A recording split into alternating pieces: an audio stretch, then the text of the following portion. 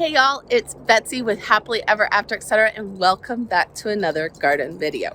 Today we are talking all about foxglove. I have foxglove to plant, 3 from the nursery, and like 6 or 7 milk jugs full of baby foxglove that I self-seeded and have been growing on since November. Here are a few teeny tiny ones. These are probably some of the smallest that I planted yesterday. And y'all, they are small, but they will grow. You can see the size difference though between the ones I started from seed and the ones grown in a greenhouse. Of course, the bigger difference than the size is the price. The actual foxgloves that I purchased from the nursery yesterday, while big and beautiful and ready to bloom, today, April 5th, they were $11.99 a piece. Now, of course, that price will vary depending on where you purchase them from, but that is still over $30 for 3 plants, as opposed to the 30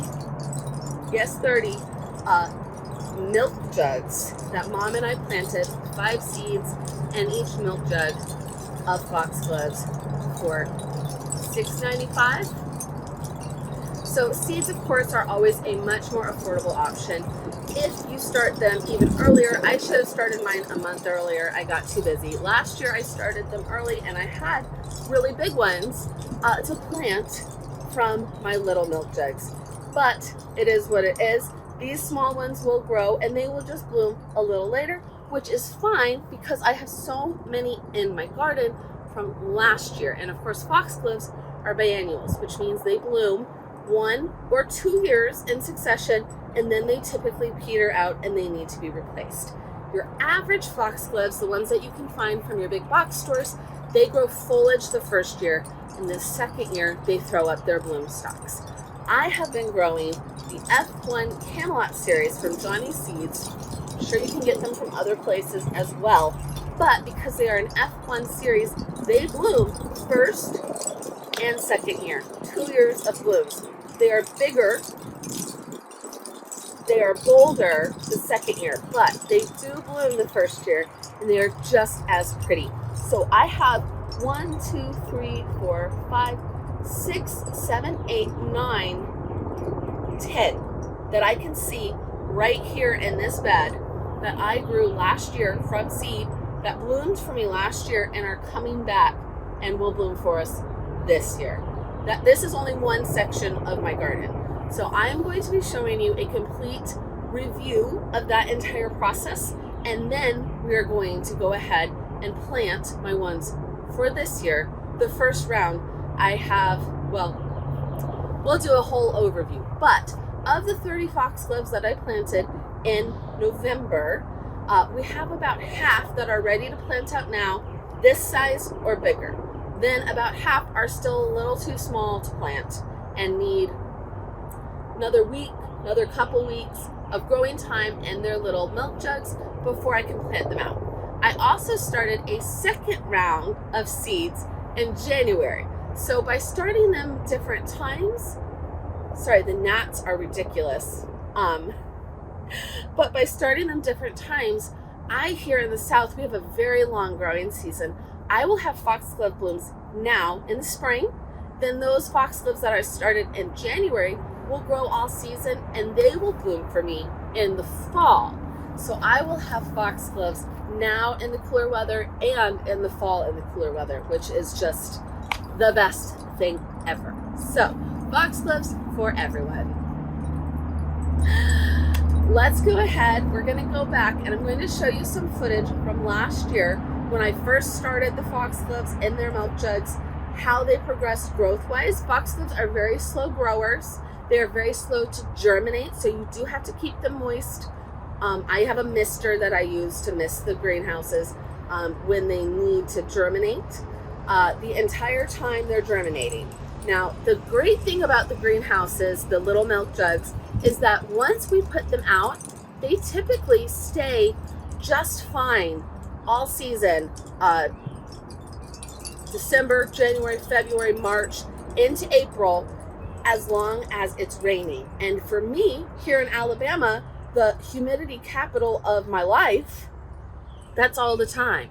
It only really becomes an issue if I still have things growing in the milk jugs in May and in June, when the heat cancels out the humidity and I have to go mist them every day. Otherwise, I might need to mist them once a month, once a week. I'll go out and look at them, and as long as there's condensation on the milk jugs, we're good to go. They have enough water.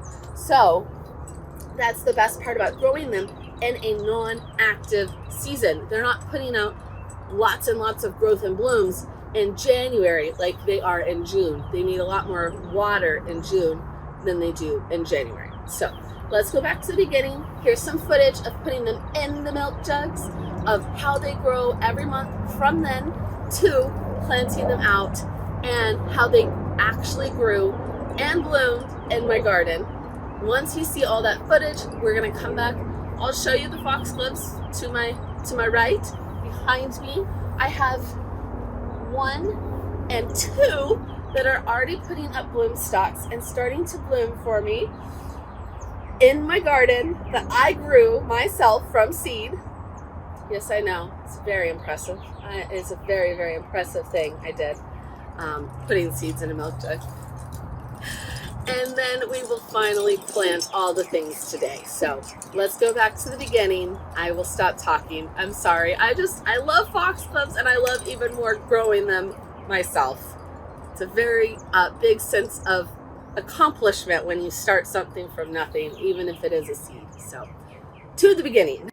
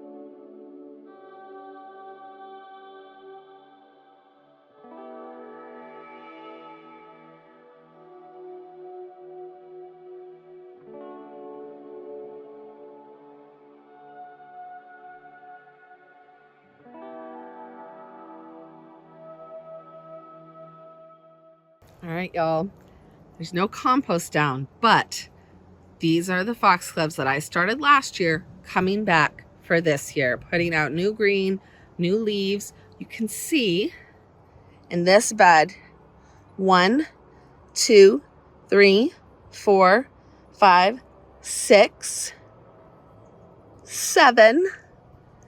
This one's not as good, but 8, 9, 10, 11. So I missed one the first time. 11 here. And then across the tree, we have another swatch of them. Excuse the landscape fabric, but look at this. Not only is there a giant foxglove getting ready to bloom, but a bloom stalk. Yes, that is a bloom stalk on the left. The one down by my crepe myrtle is already literally blooming. So I will bring you down there in a minute, but 2 bloom stalks already. It is April 5th. So I don't know when y'all are going to be watching this it's literally like June because it takes a while to put these videos out. Just be amazed, April 5th. So let's walk down. I keep my milk jugs either in my raised beds in the winter, keeps them separated, or down by the shed. So by the shed are the ones I started in November. In the milk beds, in the raised beds are the ones I started in January. The little baby ones that I started in January are still very small, right in the middle. Look how small that is. So they will grow, they will bloom, but in the fall. On the other hand, past my table, past the rose, past the gardenia that never blooms, we have the November foxgloves. So these 1, 2, 3, 4, 5, 6 are going to my mom's house. These 1, 2, 3, 4, 5, 6, 7, 8 are staying here. And these 2 rows are still a little too small and will probably be planted out in the next 2 weeks. So these here are probably the biggest, but there are plenty in every container. There was only a couple containers with only 2. This one, I'm not sure if any of these will make it, so that one really doesn't count. He's very dry. And this is a 5 spot, so don't look at that. But, I mean, you can see in Mom's, they are just as good. I know she thinks I take the best milk jugs for myself, but I literally go through and organize them by good, better, best, like biggest to smallest, and then look through and say, okay, this one has 5, this one has 5, 1 for her, 1 for me. It's very 1 cookie, 2 cookies, split cookies kind of deal. Just so you know, Mom. The other half, and these were all started at the same time, but honestly, these were all the ones on the left. These were all on the right. They go all along this railroad spike. So I moved them over. We will water them. They'll be ready in another couple weeks. But they are much smaller than the ones we're putting out today. They are still germinated.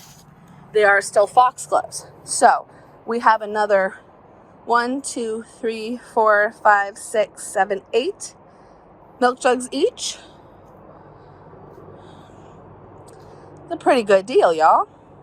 Let's go ahead. I'm going to carry all these up and we will get them planted. We will start putting them in the garden. All right, y'all. Got all my foxgloves here. I've got my 3 from the nursery and I divvied up the babies. I've got 10 between these 3 milk jugs, little ones for this spot, and then I have 2 other sets for behind me on either side of the tree. So we go ahead and put these in. Hot tip when you're buying foxgloves from a nursery, like with any plant, you want to find the best ones. And a lot of times foxgloves are one of those plants that you can find with 2 plants in 1 can. That's good in any plant, but it happens a lot with foxgloves. So don't forget to look. I'm going to start by putting these 3 in, and then we'll put the 10 around them.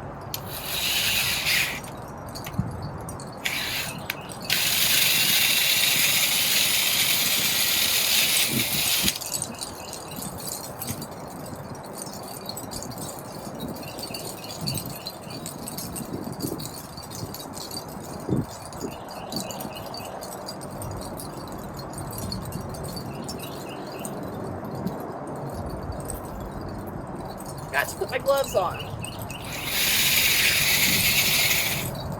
I'm not getting up to go get them. So dirty hands it is.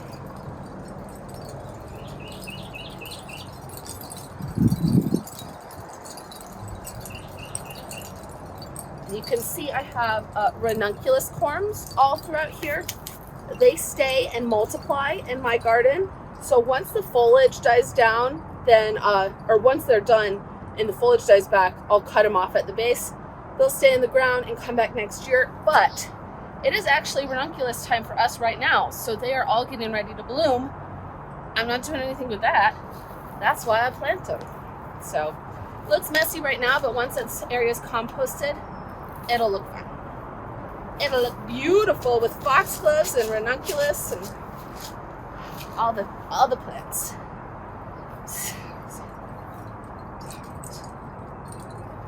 Position it this way.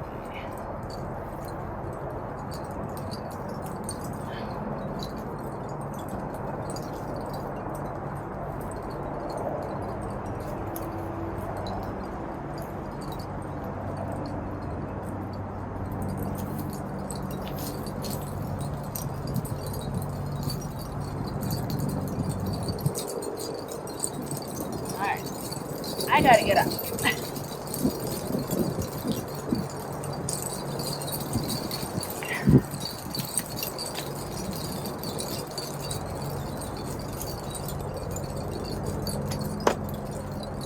The more plants you have, the prettier it looks, the harder it is to get around the garden. You can see right here, right where I'm putting this one, I had one last year that just didn't come back.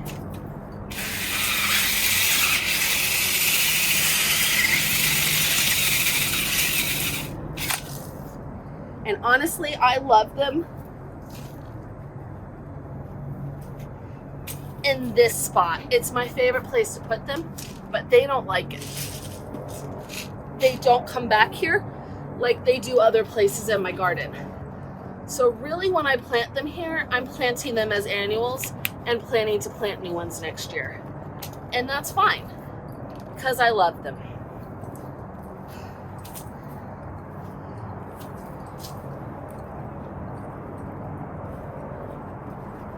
Whereas everywhere else in my garden, they come back. I didn't have to buy nice big plants for my other areas because they're returning. I just have to plant the babies over there. And that's okay. I have a little evergreen tree. It is a dwarf Alberta spruce in a pot. And so as soon as these start to wither away and die, which is much sooner than the other ones, I will bring that spruce tree in and I put him right here and I fill this whole area with cabbages for the fall season, and I just treat this as an annual spot.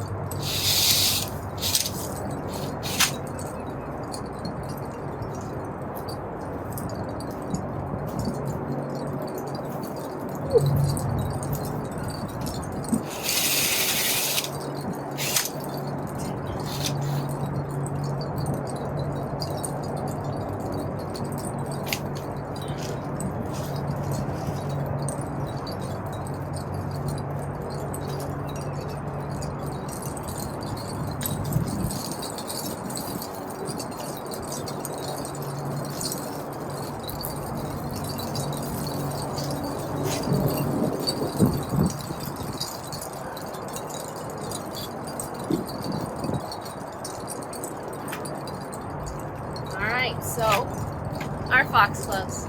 Now we are going to dig these out very carefully, making sure to get as much of the roots as possible. I like to start on the corners. And I will just kind of dig my hand in, gently teasing the roots apart. And then cut the whole baby. Plant him right in the ground. Times 8 million.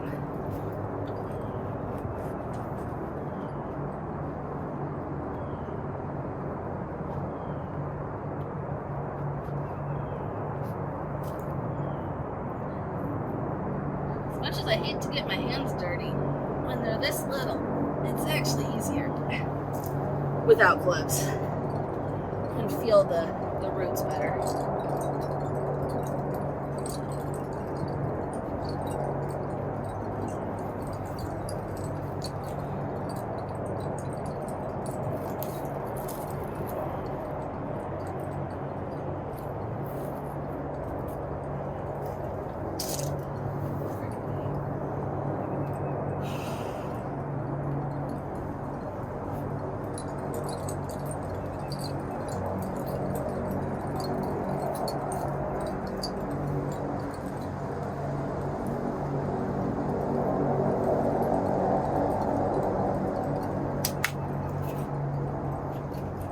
Bonus of having foxgloves that are some ready right now and the other half in a couple weeks is I'll be able to watch, and if any of these don't make it, I can replace them.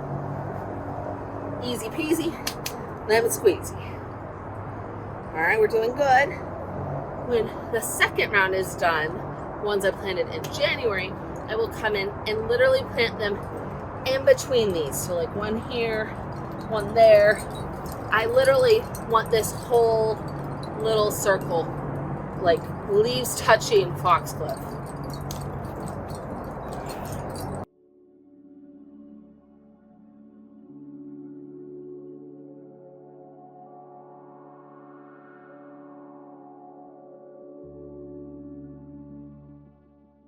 All right, we have them all planted. So 1, 2, 3 big foxgloves. 1, 2, 3, 4, 5, 6, 7, 8, 9, 10 baby foxgloves. So once they all grow in, all foxgloves, and we still have 2 more rounds to put in between these. So say this spot will be packed with foxglove. I mean packed. Now this spot I probably will not put any of the second round of the other half of foxglove because I pack it out so heavy this first time, and I really want that third round, the ones that will bloom in the fall, to be here if at all possible. So we will see how they're all doing, and if it works, they will get the third round and not the second, because I focused so much of the foxgloves here and on either side of the tree for this first round, and I do still like to put them down amongst the crepe myrtle garden bed in front of the house. So let's go ahead. I'm going to put you on fast speed. We're going to get the rest of the milk jugs planted around my big tree, and then I will show you where they ended up and my one glorious foxglove that is blooming down next to the second crepe myrtle. Let's do it.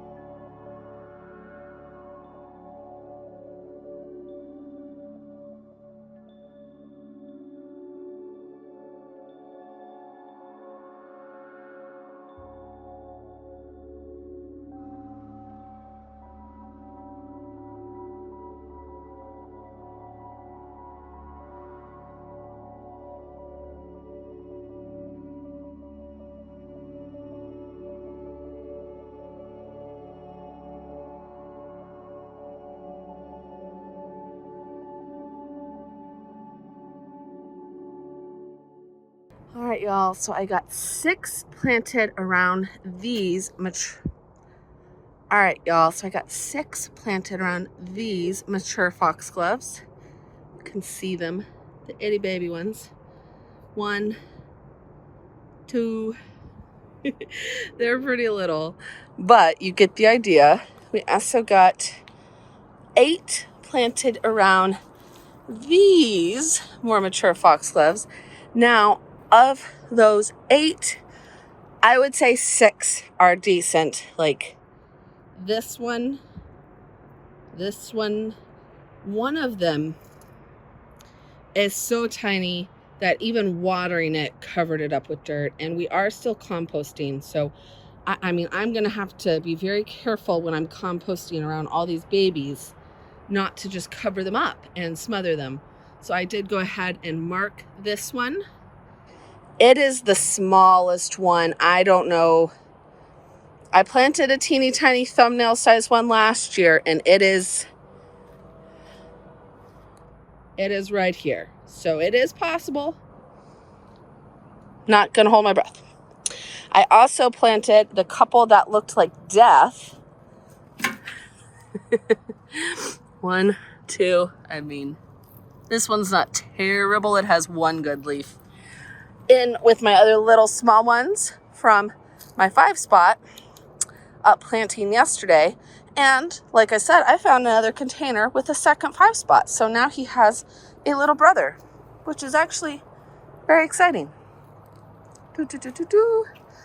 I did go ahead, I watered everything in, and I went ahead and staked up the 2 foxgloves that already have bloom stalks. They were already a little wilty. Foxgloves really like to wilt if you plant them in any type of heat, which is why I waited for the afternoon when this area is shady. It gets morning sun right here. And so, you know, we planted them in the shade. They'll have all night to recover, and we watered them in. So really by tomorrow even, they should be okay. Definitely don't plant foxgloves in the heat of the day with no shade to see. But if you do, if that's the only time you have, you know, you're off of work, your kids are kidding, whatever, you know, kids are always doing something that needs attention. I will pop up a nursery container and give your plant instant shade. So these daisies were wilted so bad this morning when I planted them, and I watered them and put some shade up.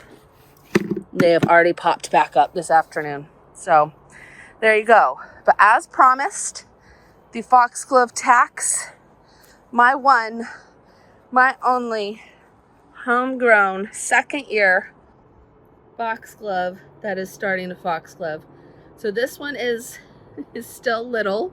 It is not huge yet, but it is just starting. And it has blooms, y'all. That's all I care about. I have quite a few foxglove, both through this garden and over across the way around my tree that I showed you, that are coming back for the second year. And I think I'm going to end up with about 30 or 40 foxgloves from seed to plant this year. So hopefully it will be a banner year for foxgloves.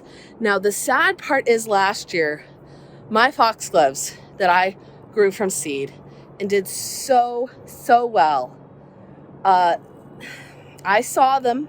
They were glorious, but they bloomed while I was on my cruise to Alaska. I know, I mean, you can't be mad. I was in Alaska on a cruise, but I missed my foxgloves. This summer, for the first year in a while, I'm not going on any long trips. I'm going to see every single flower bloom.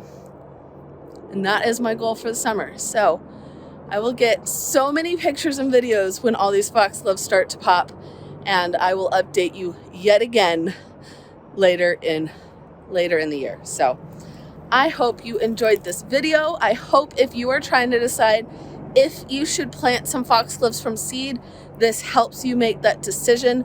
They are definitely, I would say, my favorite plant to plant from seed.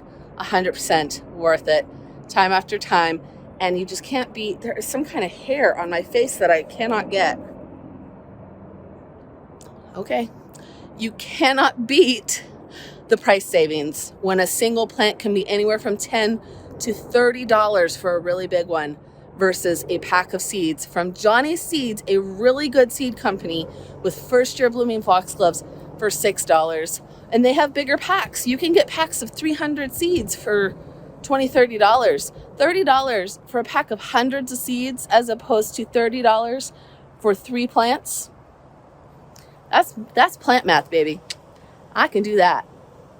I hope you liked this video. I will see you in the next one. Thank you so much for hanging out with me. Bye.